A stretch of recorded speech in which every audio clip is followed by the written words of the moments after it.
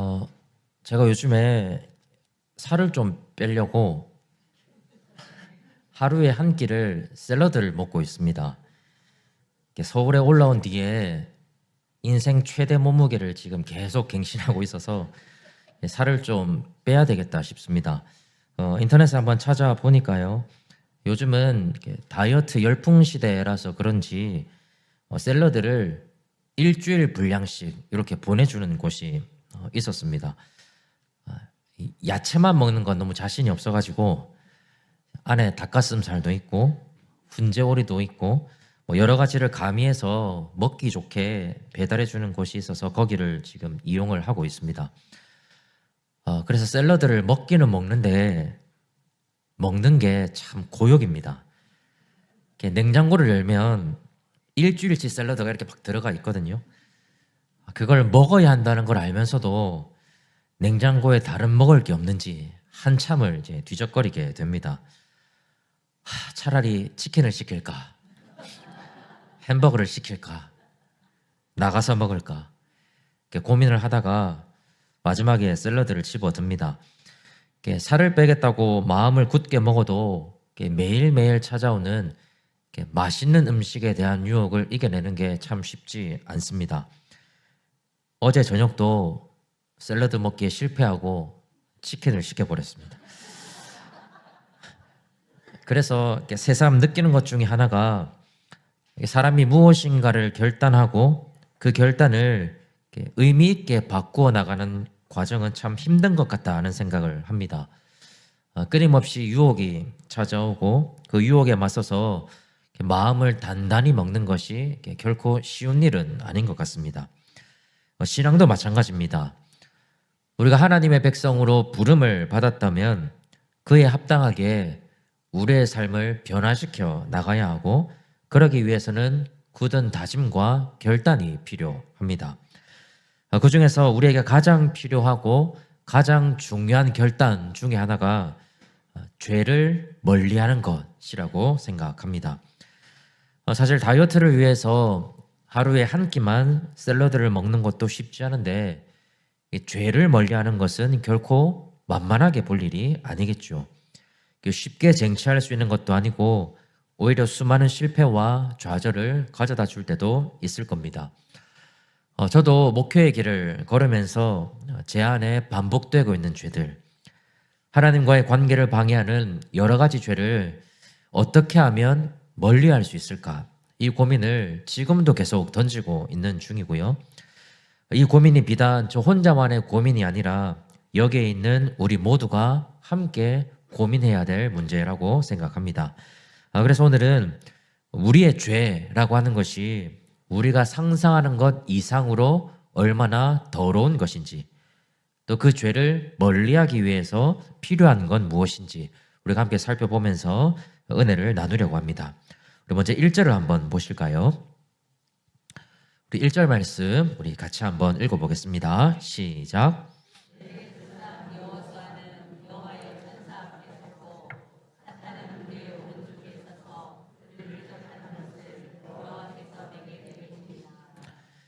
자, 오늘 말씀은 스가랴가 봤던 네 번째 환상입니다. 자, 여기서는 사탄과 여호와의 천사가 서로 공방을 벌인다라고 하는 것이 굉장히 중요한 특징인데요. 자, 1절을 보시면 대제사장 여호수아가 여호와의 천사 앞에 서 있는데 사탄이 여호수아 옆에 서서 그를 대적한다라고 지금 말씀하고 있습니다. 자, 여기서 대적한다라고 하는 말은 그냥 반대한다 이 정도의 뜻이 아니고요. 죄를 지적한다, 정죄한다 이런 뜻을 가지고 있습니다. 자, 이렇게 보면 오늘 말씀은 사탄이 하나님과 천사 앞에서 대제사장 여호수아의 죄를 놓고 그를 비난하고 정죄하고 있는 장면입니다. 근데 여러분 2절을 한번 보십시오. 자, 2절을 보시면 사탄이 지금 여호수아 한 사람의 죄만 정죄하는 것이 아니라는 것을 알 수 있습니다. 2절 마지막 부분을 한번 보시면 하나님은 사탄에게 정죄를 당하고 있는 여호수아를 어떻게 표현하고 있습니까? 이는 불에서 꺼낸 그슬린 나무가 아니냐 이렇게 말씀을 합니다. 자, 불에서 꺼낸 그슬린 나무. 자, 이것이 무엇을 의미하느냐가 이제 중요한데요. 우리 아모스 4장 11절 말씀 한번 보실까요? 자, 이 말씀 우리 같이 한번 읽어보겠습니다. 시작.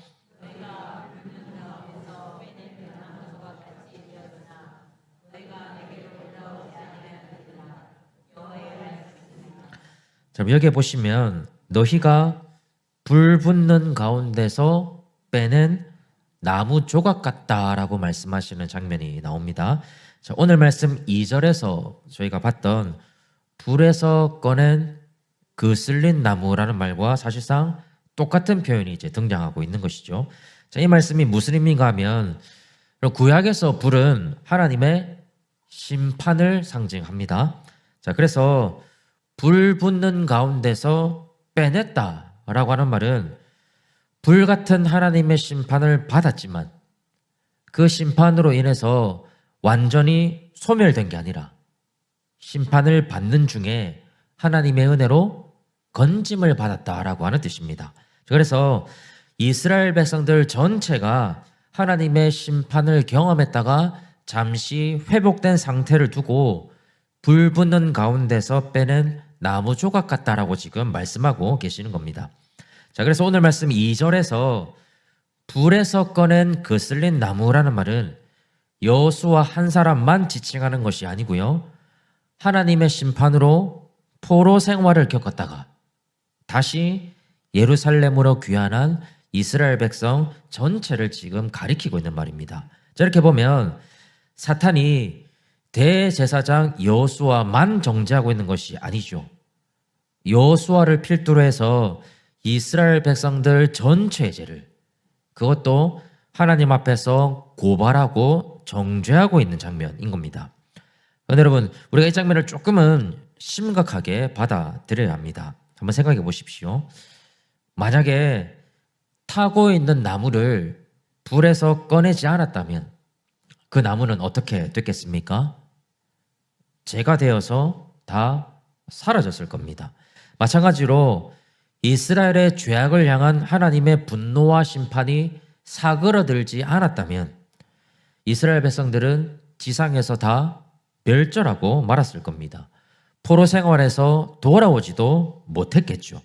자, 그런데 하나님께서 그들을 불쌍히 여기셔서 불에서 꺼내주셨습니다.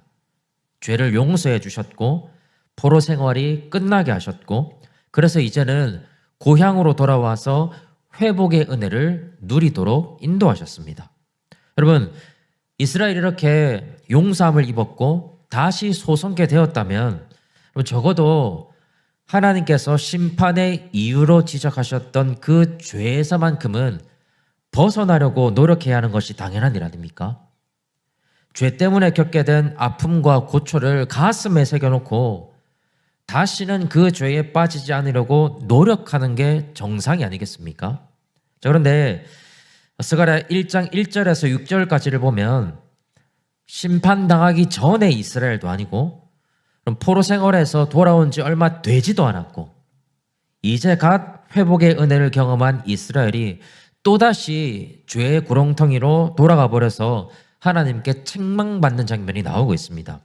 자, 책망의 말씀이 담겨져 있는 스가랴 1장 4절에서 하나님께서는 너희 조상들을 본받지 말라라고 말씀하시죠. 하나님을 떠나고 악한 행위를 반복하고 하나님께 귀를 기울이지 않고 하나님의 법도를 무시하고 그래서 멸망당하고 포로로 끌려가게 만들었던 그 조상들의 죄를 하나님의 은혜로 용서함을 받고 회복을 누리고 있는 이스라엘 사람들이 또다시 범하고 있다는 뜻입니다. 그 죄가 얼마나 심각했는지 사탄이 하나님 앞에서 그 죄를 고발할 정도입니다. 여러분, 이게 하나님의 입장에서 보면 얼마나 기가 찰 노릇이겠습니까? 자, 그뿐만이 아닙니다. 자, 여기에는 아주 중요한 신앙의 원리가 하나 숨겨져 있습니다. 여러분, 백성들의 죄는 대제사장의 옷을 더럽히게 만듭니다. 자, 레위기 16장에 보면 속죄일에 대한 규례가 나옵니다. 자, 대제사장이 백성들의 죄를 대표해서 속죄하는 속죄일에 해야 될 일들을 쭉 기록해 놓은 다음에 레위기 16장 23절에 보면 하나님께서 아론에게 이렇게 설명하십니다. 우리 같이 한번 읽어보실까요? 시작.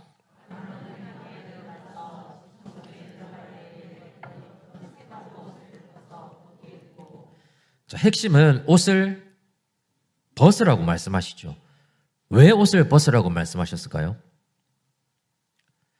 속죄일에 백성들의 죄를 다 대신해서 속죄했던 대제사장은 왜 옷을 벗어야 한다라고 말씀하셨을까요? 하나님의 편에서 봤을 때 대제사장의 옷이 백성들의 죄로 인해서 더러워졌다고 보기 때문입니다. 자, 그런 맥락에서 3절을 한번 보십시오. 자, 사탄에게 정죄를 받고 있는 여호수아의 모습을 어떻게 표현하고 있습니까? 여호수아가 더러운 옷을 입고 천사 앞에 서 있는지라. 여러분 3절을 그냥 읽으면 별뜻 아닌 것 같습니다. 그냥 더러운 옷을 입고 있구나 그렇게 느껴질 수 있습니다. 그런데 이렇게 원어를 보면 의미가 완전히 달라집니다. 자, 여기서 더럽다라고 하는 말은 인분이라는 의미를 가지고 있습니다. 자, 원어 그대로 보면 이스라엘의 죄로 얼룩져 있는 대제사장 여호수아의 모습은 마치 인분이 여기저기 묻어 있어서 더럽기가 그지없는, 그래서 누구 하나 다가갈 수도 없고 가까이 할 수 없는 비참한 상태를 지금 보여주고 있습니다.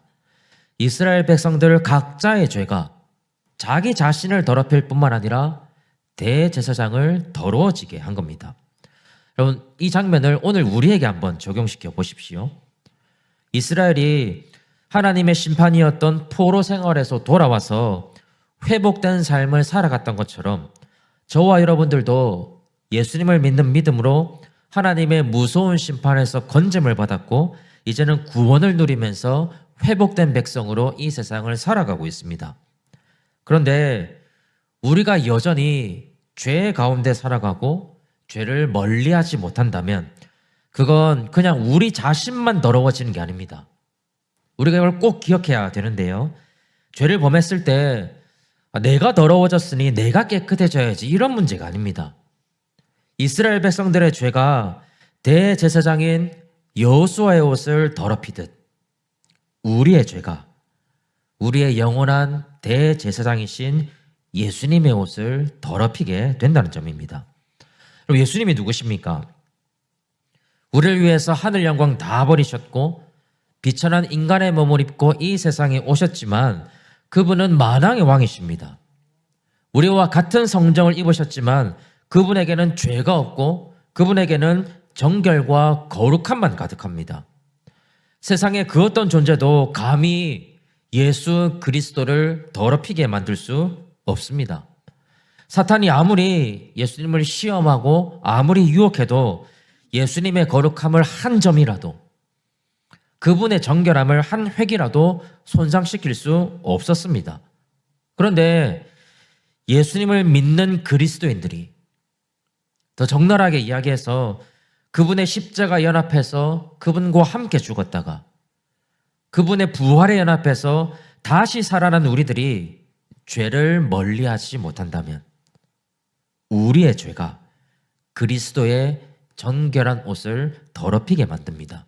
이게 바로 우리가 하나님의 영광을 가리는 일입니다. 잘 한번 고민해 보십시오. 내 죄가 드러나야만 하나님의 영광을 가리는 게 아니죠. 설령 내 죄를 아무도 모른다고 하더라도 내가 죽을 때까지 은밀하게 내가 범한 죄를 그 누구에게 들키지 않는다고 하더라도 내 죄는 여전히 그리스도의 옷을 더럽히고 있습니다. 죄가 공개적으로 드러나는 게 문제가 아니라 죄 그 자체가 하나님의 영광을 가린다는 겁니다. 여러분 우리가 죄를 멀리해야 하는 이유를 다시 한번 생각해 보면 좋을 것 같습니다. 내 죄가 하나님의 마음을 아프게 한다는 것 맞습니다. 내 죄가 하나님과의 관계를 망가뜨리는 것 맞습니다. 그런데 그걸로 끝나지 않습니다. 내 죄가 나를 죄에서 구원하신 예수 그리스도를 더럽힙니다. 내 죄가 나를 위해 생명 버리신 그리스도를 욕되게 합니다. 내 죄가 영원한 왕이신 그리스도의 영광, 하나님의 영광을 가립니다. 이런 영적인 두려움, 가슴 미어짐이 우리 안에 있어야 조금 더 죄를 멀리하고 조금 더 죄와 싸우려고 노력할 수 있게 된다는 점입니다. 당연하게도 여러분, 죄의 유혹은 우리 평생에 우리를 괴롭히게 될 것입니다. 그리고 죄에 대해서 완전히 자유할 수도 없습니다. 우리는 분명히 죄에 빠지기도 할 것이고 다시 일어서기도 할 겁니다. 그렇지만 죄의 유혹이 다가올 때마다 내 죄로 더럽혀질 예수님, 내 죄로 가려질 하나님의 영광을 우리는 떠올려야 합니다. 예수님을 향해서 인문을 던지는 사람이 바로 우리 자신일 수 있다는 두려움이 반드시 있어야 합니다. 여러분, 그래야 죄에 대한 경각심이 전혀 다르게 느껴질 수 있게 되는 것입니다. 특별히 우리가 어떻게 하면 하나님께 영광을 돌릴 수 있을까? 이 질문에 대해서 우리가 답을 좀 제대로 찾으면 좋겠습니다. 한국 교회는 고지론이 너무 강해서 높이 올라갈수록 많은 명예와 부귀를 가질수록 하나님께 영광이 된다라고 하는 그릇된 관점 속에 갇혀 있습니다. 여러분, 하나님이 뭐가 모자라서 세상의 명예와 성취로 영광을 받으시겠습니까? 제가 누차 말씀을 드리지만 연예인들이 상을 받고 하나님 앞에 영광을 돌려드린다라고 하면 하나님 앞에 영광이 돌려질까요? 우리 자녀가 좋은 대학, 대기업, 주요 공직에 올라가면 하나님께 영광이 될까요?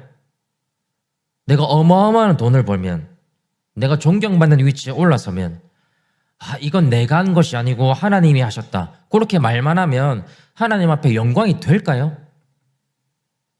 하나님의 영광은 그렇게 돌려드리는 게 아닙니다. 하나님은 그저 내 삶에 찾아오는 죄의 유혹을 하나님의 말씀을 따라서 그리스도의 십자가를 붙들고 성령의 능력을 힘입어서 이겨내고 물리칠 때 하나님은 우리의 승리로 말미암아 영광을 받으십니다. 그리스도의 옷을 정결하게 하고 그리스도를 영화롭게 합니다. 그래서 아무리 작은 자라도, 세상에서는 별 볼 일 없고 아무도 인정하지 않는 사람이라고 하더라도 죄의 유혹을 이겨낼 때 하나님 앞에서 큰 자가 될 수 있고 하나님께 영광을 돌려드리는 귀하고 복된 사람이 될 수 있습니다. 그럼 이게 우리가 믿고 있는 신앙의 역설이 아니겠습니까? 하나님은 우리가 세상에서 이루어내는 가시적인 성취로 영광을 받으시는 게 아니라 우리의 마음을 보시고 우리의 믿음으로 이루어내는 영적인 성취로 영광을 받으십니다. 여러분, 그렇기 때문에 내 속에 자그마한 죄의 유혹을 물리치는 것이 내가 조금 더 높은 직급에 가는 것보다, 내가 조금 더 많은 성공을 이루는 것보다, 내가 시험에서 한 문제를 더 맞추는 것보다 훨씬 더 가치 있는 일입니다.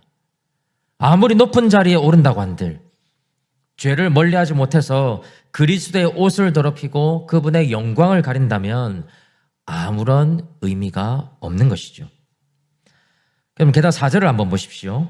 4절에는 우리가 죄를 멀리함으로 정결해지기를 원하시는 하나님의 마음이 담겨져 있습니다. 우리 4절 말씀 같이 한번 읽어보겠습니다. 시작.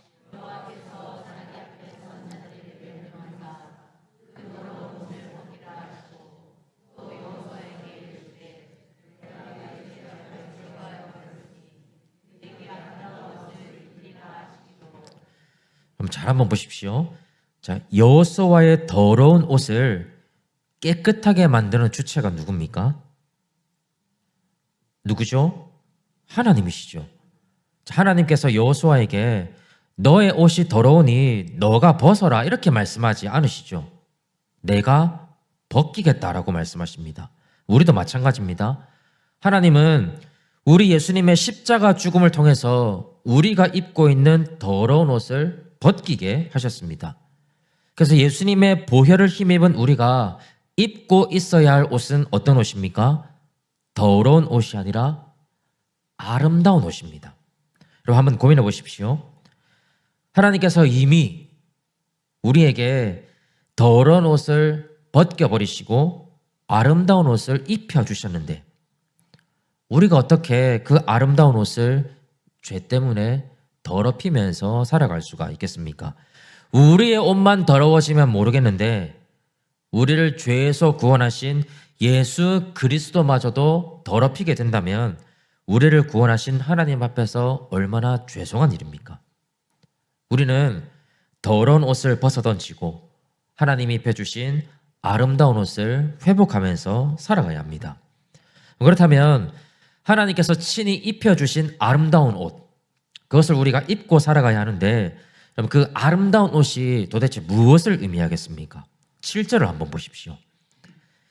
7절 말씀 우리 같이 한번 읽어보겠습니다. 시작.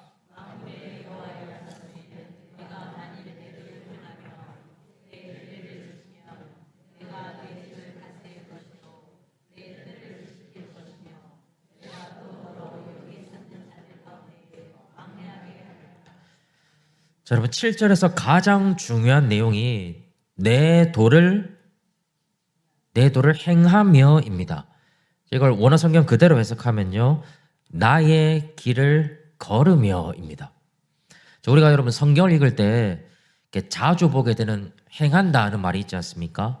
말씀을 행하고 법도를 행하고 율례와 규례를 행하라라고 하는 모든 말씀은 하나님과 함께 걷는다는 의미를 포함하고 있습니다. 그게 핵심 의미입니다. 그래서 아름다운 옷을 입는 것은 내가 하나님의 길에 서서 하나님과 동행하는 것을 의미하고 있죠. 자, 그런 맥락에서 오늘날 우리에게 신앙적으로 여러분 가장 중요한 것은 앞을 바라보는 것이 아니고 옆을 바라보는 겁니다. 오늘날 많은 사람들이 너무 앞만 바라보는 것 같습니다. 어렸을 때부터 경쟁에서 살아남아야 하기 때문에 물불을 가리지 않고 앞을 향해서 전진하는데 너무 익숙해져 있습니다. 그래서 마치 브레이크가 고장난 자동차처럼 그냥 앞을 향해서 돌진하고 있는 것 같습니다. 신앙도 마찬가지입니다. 신앙도 어느 순간 성취가 중심이 되고 교회도 성장이 중심이 되면서 본질적인 목표를 놓치고 있습니다. 그렇지만 우리는 옆을 바라봐야 됩니다. 내 옆에 누가 계신지를 끊임없이 확인해야 됩니다. 우리는 하나님 없이 살아갈 수 없는 존재입니다. 우리는 하나님 없이는 방향을 잃어버릴 수밖에 없습니다. 우리 스스로는 너무나도 잘 가고 있는 것 같아도 내 옆에 하나님이 계시지 않으면 태평양 한가운데서 표류하고 있는 배와 같은 것이 우리의 인생입니다. 반대로 우리가 하나님과 동행하면 내 발걸음이 하나님의 발걸음 곁에 서게 되고 그래서 좌로나 우로나 치우치지 않게 되고 하나님이 원하시는 방향으로 하나님이 원하시는 속도로 내 발걸음을 내딛게 되죠. 하나님과 내가 서로 눈을 마주치고 서로의 호흡을 느끼면서 서로 연합하게 됩니다. 그럼 그게 동행이고 우리가 입어야 할 아름다운 옷이 아니겠습니까? 우리가 이렇듯 동행의 옷을 입을 때 주어지는 엄청난 축복이 성경 전반에 걸쳐서 기록되어 있습니다. 죄와는 멀어지고 하나님과는 가까워지게 됩니다. 땅의 것을 버리고 위의 것을 찾게 되죠. 의와 진리와 거룩함으로 지으심을 받은 새 사람을 입게 되고 빛의 자녀들처럼 착함과 의로움과 진실함 속에서 살아가게 됩니다. 여러분 그게 바로 바울 사도께서 말한 바 있는 새로운 피조물의 모습이죠. 우리가 입어야 할 아름다운 옷이 바로 이런 동행으로 완성되는 새로운 피조물의 모습이라는 것입니다. 함께 나그네 된 여러분, 여러분의 옆을 꼭 확인하시면 좋겠습니다. 내가 하나님과 동행하고 있는지, 아니면 나도 모르는 사이에 내 욕심과 내 정욕과 내 만족과 동행하고 있지는 않은지, 내가 죄와 동행하면서 더러운 옷을 입고 있지는 않은지, 아니면 하나님과 동행함으로 아름다운 옷을 입고 있는지. 분명한 것은 하나님께서 입혀주신 아름다운 옷, 그 옷을 끊임없이 정결하게 해야 할 책임이 오늘 우리에게도 있다는 사실입니다. 이제 말씀을 맺겠습니다. 우리의 죄가 우리를 더럽히는 것이 아니라 그리스도를 더럽힌다는 것을 꼭 잊지 않으시면 좋겠습니다. 이게 백성과 제사장 사이에 나타나고 있는 신앙의 원리입니다. 그렇지만 우리가 죄를 멀리할 때 우리가 동행이라고 하는 아름다운 옷을 입게 되고요. 죄의 유혹에서 승리할 때 그리스도가 영광을 받게 됩니다. 하나님을 영화롭게 하는 삶, 그게 죄와의 분투에 달려있다는 것을 꼭 잊지 마시기를 바랍니다. 이 시간에 간절히 소망하는 것은 우리 가자동강교회 모든 분들이 남은 평생 동안 하나님과 동행하는 아름다운 옷을 입으시고 죄를 멀리할 뿐만 아니라 승리하셔서 그리스도의 옷을 정결하게 하고 하나님께 영광을 돌리면서 살아가는 그런 성숙한 그리스도인들이 다 되시기를 주님의 이름으로 간절히 축복합니다.